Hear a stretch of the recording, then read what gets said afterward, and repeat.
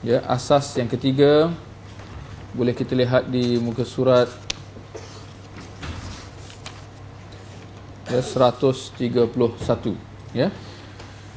131 tiang yang ketiga iaitu mengikuti Al-Quran dan Sunnah Rasulullah sallallahu alaihi wasallam sesuai dengan pemahaman salafus salih. Tuan-tuan dan puan-puan, tidak dinafikan bahawa ya tiada perselisihan sama ada dulu sehingga ke hari ini bahawa dua sumber agama yang disepakati oleh rata-rata umat Islam adalah Al-Quran dan Sunnah. Ya, maka Al-Quran dan Sunnah menjadi disepakati ya bahawa ia menjadi rujukan dan sumber kita berhukum ya, walaupun berlakunya perbezaan dan perselisihan daripada sudut cara pemahaman ya dan cara pendalilan ya daripada Al-Quran dan juga hadis. Tapi secara prinsip umat Islam semua sepakat ya bahawa Al-Quran dan Sunnah ni adalah dua sumber utama. Tinggal lagi persoalan tentang kenapa umat Islam, kalau mereka dah masing-masing semua pegang dengan Al-Quran dan Sunnah ya, semua kumpulan, semua parti, semua mazhab, semua puak-puak ya, semua tarikat-tarikat semua pegang Al-Quran Sunnah, Quran Sunnah. Kalau begitu kenapa mereka berselisih? Kenapa ada perbezaan daripada segi akidah, ada perbezaan dari segi fiqh, ada perbezaan daripada sudut akhlak dan seumpamanya ya? Kita dapati bahawa ini kerana rata-rata kumpulan-kumpulan Islam yang ada ya, semua lalai dan tidak mementingkan perkara ataupun rukun yang ketiga yang perlu juga ada dalam kita berpegang dengan Al-Quran dan Sunnah ya. Rukun pertama pegang Al-Quran, rukun yang kedua Sunnah ya. Rukun yang ketiga iaitu memahami kedua Al-Quran dan Sunnah sejajar dengan pemahaman salafus salih. Ini yang diabaikan oleh rata-rata semua kumpulan Islam ya. Mereka semua ya seakan-akan sepakat dalam tidak mengambil kira kefahaman para sahabat, kefahaman generasi awal Islam dahulu terhadap Al-Quran dan Sunnah, terhadap pemahaman mereka ya dalam memahami Al-Quran dan Sunnah. Sedangkan kalau kita lihat ya, barangkali ini mungkin mengejutkan ya sebahagian daripada kita, bahawa tuntutan ya memahami Al-Quran dan Sunnah sejajar dengan pemahaman salaf terkandung di dalam surah Al-Fatihah ya. Keutamaan atau kewajipan kita ikut pemahaman salaf, sedar tak sedar dia terkandung dalam surah Al-Fatihah yang hari-hari kita baca ya. Kita lihat, ihdinas siratal mustaqim, tunjukkan kepada kami jalan yang lurus ya. InsyaAllah jalan yang lurus seperti yang kita sebut tadi, umat Islam semua sepakat, iaitu jalan yang lurus adalah jalan yang berpandukan kepada Al-Quran dan hadis ya. Sambung balik ayat tadi, ihdinas siratal mustaqim siratal ladzina an'amta alaihim. Ini ayat ni kita tengok dan elok kita faham ya. Siratal ladzina an'amta alaihim, siapa boleh terjemah? Jalan yang engkau telah berikan nikmatmu ke atas mereka. Kan? Percaya atau tidak, ayat ini atau jumlah ini ya, secara tersiratnya menuntut supaya kita ya ikut pemahaman para sahabat, ikut pemahaman salafus salih ya. Kenapa? Ya. Tidak dinafikan bahawa, ya, tidak dinafikan bahawa kalau orang itu ikut Al-Quran dan Sunnah, dia sudah berada pada jalan yang benar. Ya. Siapa yang berpegang dengan Al-Quran dan Sunnah, dia berada pada jalan yang benar secara umumnya. Ya. Cuma, ya, kita dapati bahawa apabila rata-rata umat Islam berpegang dengan Al-Quran dan Sunnah, tinggal lagi pemahaman itu, ya, berbeza-beza, ya. Dan pemahaman yang hasil daripada, ya, mereka kembali kepada Al-Quran dan Sunnah, istinbat mereka, ya, ada yang benar dan ada yang salah. Jadi bagaimana kita nak menentukan mana satu pemahaman yang benar dan mana satu pemahaman yang salah, ya, terhadap sebuah ayat Al-Quran atau sebuah hadis, ya? Mana kita nak tahu pemahaman yang mana yang betul, ya, terhadap ayat ini, ya, dan pemahaman mana yang salah, ya? Kerana itu kita kata, ya, perlu kita kembalikan pemahaman kita, ya, kepada pemahaman salafus salih, ya. Siratal ladzina an'amta 'alaihim, ya, jalan yang engkau telah berikan nikmatmu, ya, ke atas mereka, ya. Imam Ibn Qayyim apabila menyebutkan tentang ayat ini, ya, mengatakan bahawa ada maksud tersirat di sebalik ayat ini yang sangat cantik, ya.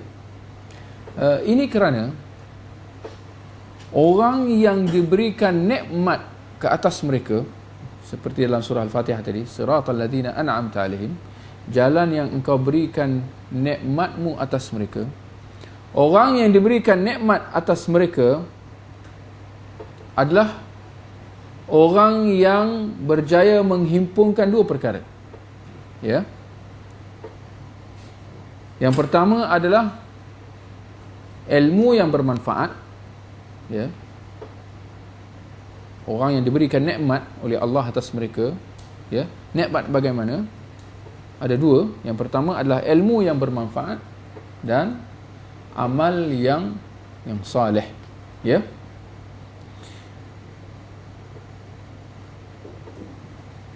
Maka kata Imam Ibn Al-Qayyim, ya, maka orang yang mengetahui kebenaran, ya, dan mengikuti kebenaran itu adalah yang paling layak untuk berada di atas as-siratal mustaqim. Dalam surah Al-Fatihah tadi itu, ihdinas siratal mustaqim, tunjukkan kepada kami jalan yang lurus, siratal ladzina an'amta 'alaihim, iaitu jalan yang engkau berikan nikmatmu atas mereka, ya.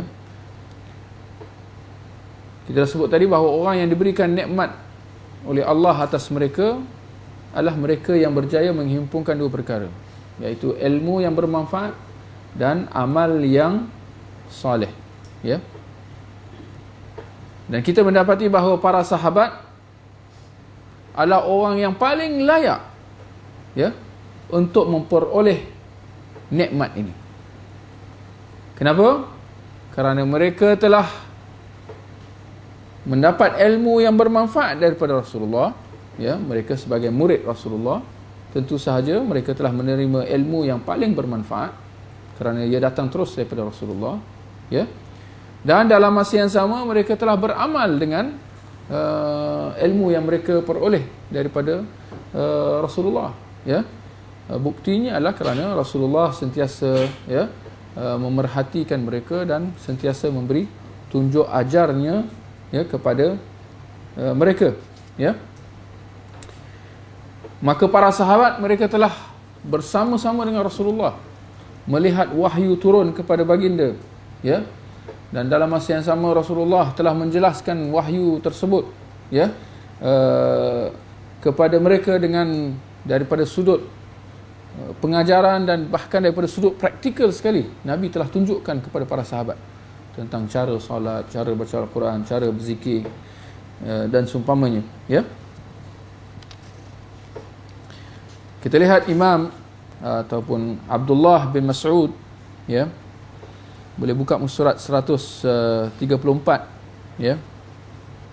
Ibnu Mas'ud mengatakan bahawa di bawah tu, barang siapa di antara kalian ingin mengikuti suatu jejak, hendaklah dia mengikuti jejak orang yang telah meninggal, kerana sesungguhnya orang yang masih hidup tidak dijamin terpelihara daripada fitnah. Siapa yang dimaksudkan oleh beliau tentang orang yang dah meninggal, itulah mereka para sahabat Rasulullah sallallahu alaihi wasallam, yakni yang patut kalian ikut. Mereka adalah orang-orang yang paling utama di antara umat ini. Hati mereka paling berbakti, ilmu mereka paling mendalam, ya, kerana mereka adalah murid Rasulullah, dan paling sedikit takalluf. Paling sedikit takalluf maknanya orang yang paling, ya, kemalasannya. Kadang-kadang kemalasan tu mungkin boleh salah faham, ya. Takalluf ni maknanya dari segi nak membebankan diri dengan benda yang tak sepatut. Ya, para sahabat mereka sangat jauh daripada sifat seperti itu. Para sahabat, kita melihat bahawa mereka sentiasa menjauhkan diri mereka daripada sifat berlebih-lebih, nak melampau-lampau dalam urusan agama. Sebaliknya mereka sentiasa sedaya upaya patuh, ya, dengan apa yang dan disuruh tanpa buat lebih-lebih, ya. Mereka adalah kaum yang Allah telah pilih untuk mendampingi Rasulullah sallallahu alaihi wasallam dan menegakkan agamanya. Ini hakikat. Ini nak mengatakan bahawa sahabat ni bukan calang-calang. Mereka ni bukan tiba-tiba ada kat Madinah tu atau ada kat Mekah tu. Allah dah pilih. Betul atau tidak? Kerana setiap sesuatu itu adalah berdasarkan takdir Allah, kan? Maksudnya Abu Bakar, Umar tu bukan muncul secara kebetulan dan dia beriman dengan Rasulullah secara kebetulan. Tak. Allah telah memilih, ya, individu-individu daripada kalangan para sahabat tu. Maka kenalilah akan keutamaan mereka, ikutilah jejak mereka, dan berpegang teguhlah pada akhlak serta agama mereka dengan semampu mungkin, kerana sesungguhnya mereka berada di jalan, ya, mereka berada di atas petunjuk yang lurus, ya. Itu dia, ya, para sahabat. Kita lihat ayat Al-Quran di muka surat 136 yang di bawah tu, ya, bagaimana Allah memuji para sahabat, ya. Satu-satunya, ya, kumpulan manusia yang Allah puji, ya. Orang-orang yang terdahulu, yang pertama, yakni yang masuk Islam, di antara orang-orang Muhajirin dan Ansar.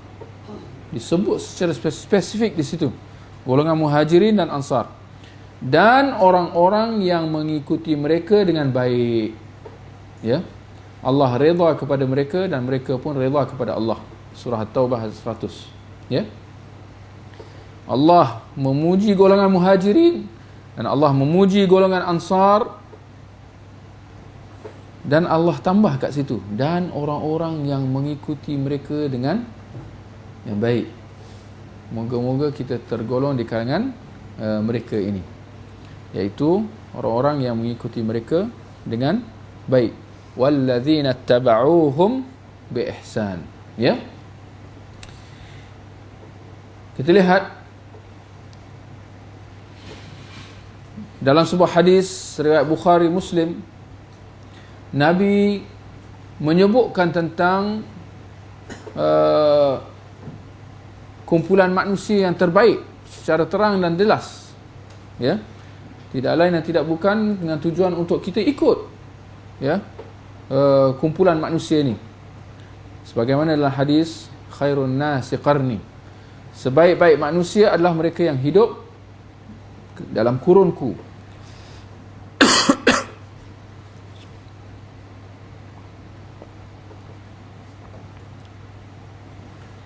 Pujian yang cukup jelas, ya, pujian yang cukup hebat. Nabi kata sebaik-baik manusia.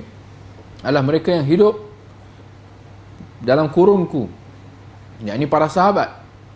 Thumma alladhina yalunahum, thumma alladhina yalunahum. Ya, kemudian ya, mereka kumpulan manusia yang datang kemudian, ya, setelah itu ya, kumpulan manusia yang datang kemudian. Nabi berhenti di situ. Ya, maknanya Nabi mengkhaskan 3 zaman itu. Zaman sahabat, tabi'in dan juga tabi'ut tabi'in, ya. Cuba kita lihat surat 138, ya. Ayat surah An-Nisa 115. Betapa perlunya kita menghayati ayat Al-Quran serta hadis-hadis Nabi sallallahu alaihi wasallam, ya. Dan jangan kita sekadar membaca ayat Al-Quran itu tanpa kita tadabbur atau menghayatinya. Kita lihat dalam ayat ni Allah berfirman, "Wa may yushaqiqir rasul", dan barang siapa yang menentang Rasul sesudah jelas kebenaran baginya. Barang siapa yang menentang Rasul, apa artinya menentang Rasul? Kalau kita zaman sekarang ni, kita tolak sunnah Nabi lah, ya. Barang siapa yang menentang Rasul, maknanya barang siapa yang menolak sunnah Rasul, derhaka, tak ikut sunnah Nabi. Lalu Allah kata, wa yattabi' ghaira sabilil mu'minin, dan dia mengikuti jalan yang bukan jalan orang-orang yang beriman.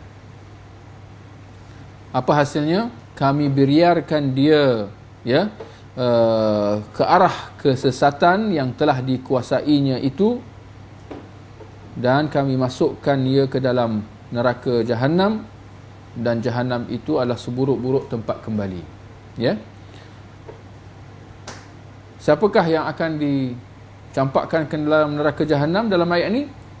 Allah kata, barang siapa yang menentang Rasulullah, dan Allah tak berhenti kat situ, ya. Allah tambah lagi, dan dia mengikut jalan yang bukan jalan orang-orang yang beriman, ya.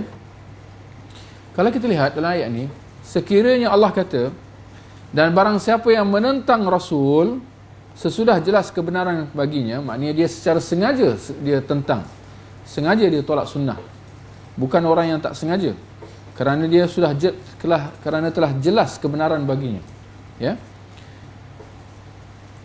Kalau Allah tak sebut dan mengikuti jalan yang bukan jalan orang yang beriman, ya, adakah sempurna ayat itu atau tidak? Dan barang siapa yang menentang Rasul sesudah jelas kebenaran baginya, kami biarkan ia dalam kesesatan yang telah dikuasainya, dan kami akan humban dia ke dalam neraka Jahannam.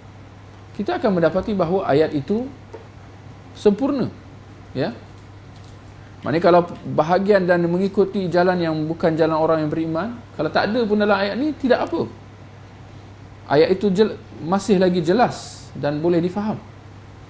Maka persoalan di sini, kenapa Allah sebut wa yattabi' ghaira sabilil mu'minin, dan dia mengikut jalan yang bukan jalan orang yang beriman, ya.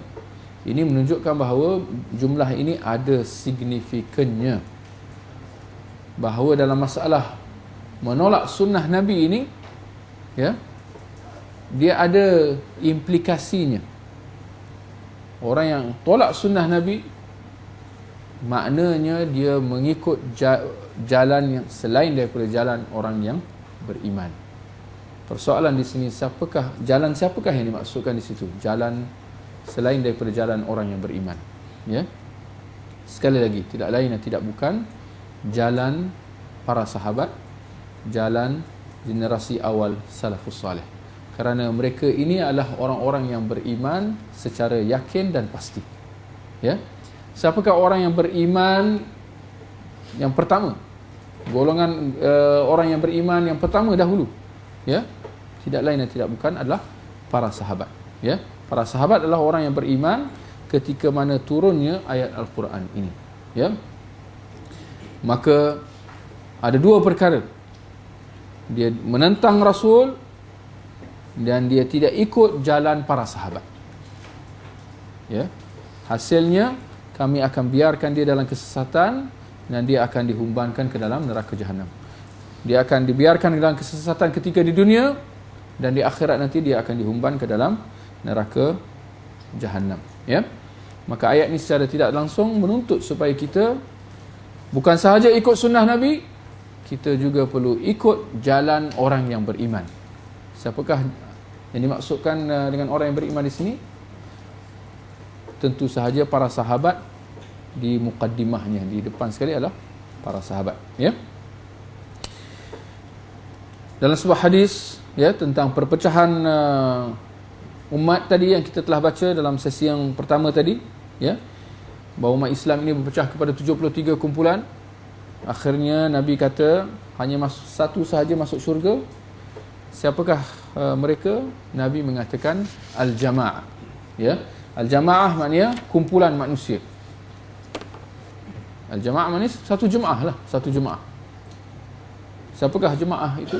Dalam satu riwayat secara terang mengatakan ma ana alaihi wa ashabi, ya, iaitu mereka yang berada pada jalanku dan jalan para sahabat. Ya. Sekali lagi, Nabi tidak cukup dengan mengatakan bahawa mereka yang berada pada jalanku, maknanya sunnahku. Nabi tambah dan para sahabat, dan jalan para sahabat, menunjukkan signifikannya para sahabat. Ya.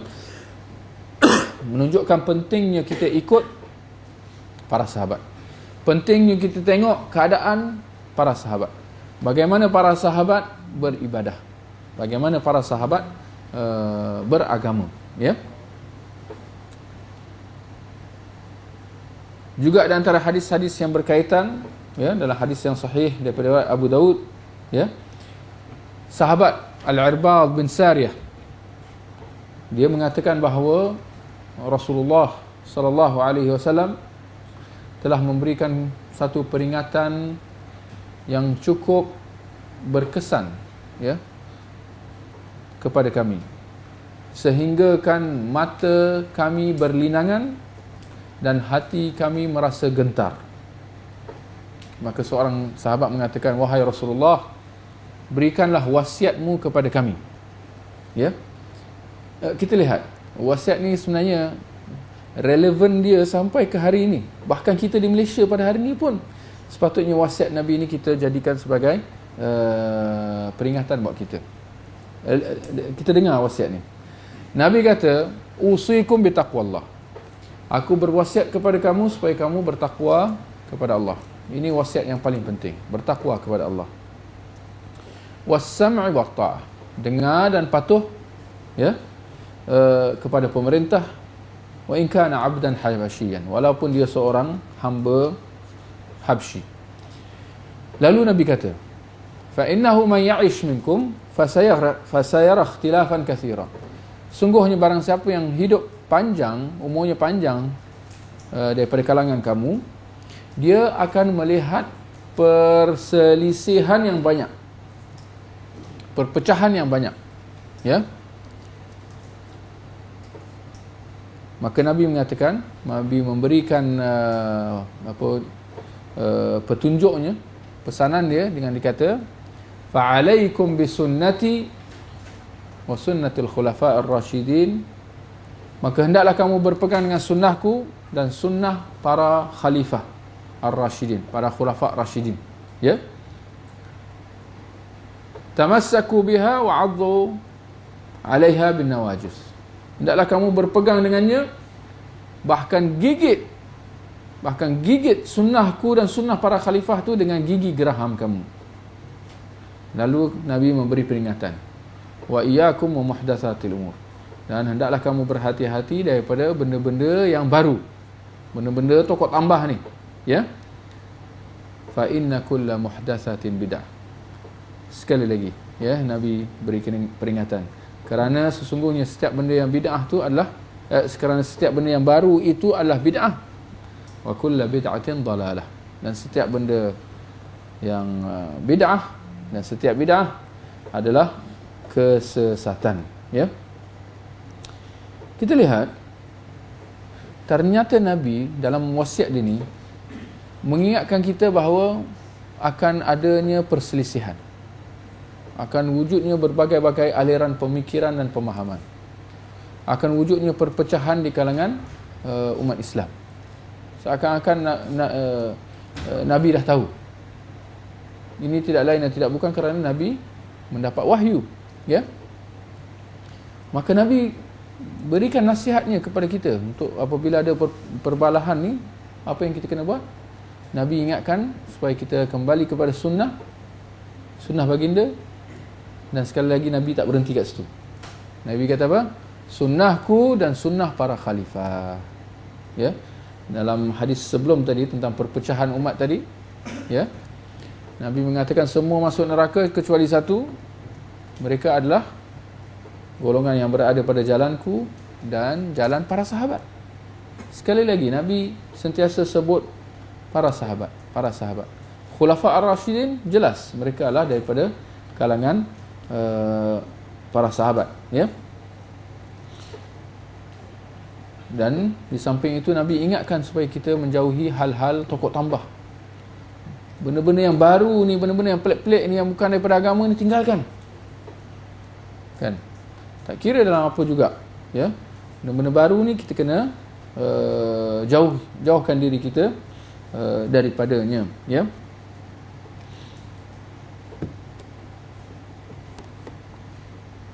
Maka ini kita kata pentingnya kita memahami kedua Al-Quran dan Sunnah, ya, sejajar dengan pemahaman para sahabat secara khasnya dan generasi awal Islam daripada kalangan as-salafus salih, ya, secara amnya. Ya, itu maksud kita ni, ya, 6 tiang utama dakwah salaf, ya. 6 tiang utama dakwah salaf. Kalau siapa yang nak faham apa arti salaf tu, boleh saja terjemahkan 6 tiang utama dakwah para sahabat. Tak ada masalah. Maknanya salaf di sini ini bukan nama orang. Bukan ada orang nama dia Muhammad bin Salaf, ya. Salaf ini dikembali kepada kelompok manusia, iaitu generasi awal Islam dahulu, ya. Maka dia bukan individu, ya. Dia bukan tokoh yang tertentu, tidak, tetapi dia kembali kepada satu kelompok manusia, iaitu kelompok pertama umat Islam dahulu, bermula dengan para sahabat. Dan ini kita kata ajaib segala ajaib, ya. Sama ada kita sedar atau tidak, semua kumpulan-kumpulan Islam yang ada, ya, pada hari ini, sejak dulu sampai ke hari ini, tak kira dalam bahagian akidah, dalam bahagian fiqh, dalam bahagian akhlak pun, kalau sebut je nama kumpulan tu, ternyata bahawa dia kembali kepada individu. Betul atau tidak? Ya. Kumpulan Jahmiyah, kumpulan Mu'tazilah, kumpulan Asy'ariyah, Maturidiyah, ya. Kalau kumpulan-kumpulan tarikat, semua kembali kepada individu. Siapa tokoh dia, siapa syekh yang atas sekali tu, macam-macam, ya. Kalau mazhab fiqh lagi jelas, ya, individu sekali lagi. Mazhab Hanafi, Imam Abu Hanifah. Mazhab Maliki, individu lagi, ya. Anas, Malik bin Anas. Syafi'i, ya, Muhammad bin Idris. Hambali, ya, Ahmad bin Hanbal. Semua kembali kepada individu. Semua. Tidak ada mana-mana kumpulan yang tak kembali kepada individu. Ini kita kata satu benda yang ajaib, ya. Hanya dakwah salaf sahaja yang tidak kembali kepada individu. Sebaliknya dia kembali kepada kelompok manusia secara ramai, secara kolektif, para sahabat. Bukan mazhab Abu Bakar aja, tak. Bukan mazhab Umar atau Osman atau Ali, tak. Mereka semua secara kolektif, mereka membawa satu aliran pemikiran, satu aliran pemahaman, ya, dalam memahami Al-Quran dan Sunnah. Dan itulah aliran pemahaman yang kita perlu ikut, ya.